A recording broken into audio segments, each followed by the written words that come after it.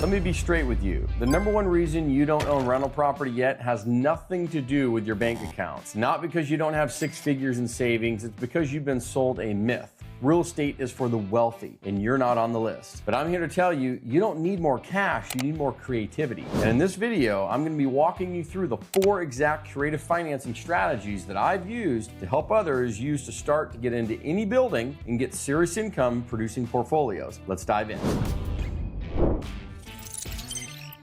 So let's talk about the down payment myth. Everyone thinks there's just one way to get into real estate. Save up for a decade, walk into a bank, hope they give you a loan. Say on a $300,000 property, you're told to cough up $60,000, $75,000 for the down payment just to get in the door. And most people stop there. They don't realize that there's other doors you need to open. You just have to get creative. And they don't require you to be rich. They require you to be strategic. The key to unlock those doors, it's called creative financing. Creative financing simply means you're structuring the deal without relying on traditional bank loans. Right now, with interest rates the way they are swinging back and forth and banks getting tighter, this approach isn't just smart, it's essential. You don't need to ask, do I need enough money? Do I have enough money? You ask, how do I structure the deal with what I currently have, which may be zero? There are 4 main strategies I'll walk you through today. These are the same strategies that I've helped people like you get into their first or their next rental properties. Strategy number 1, house hacking. This one's perfect if you're early in the game. House hacking is simple. Buy a small multifamily or single family property, a duplex, triplex, or fourplex, live in one unit, rent out the rest. Your tenants help pay your down payment and your mortgage. In the best cases, you're living free. In the great cases,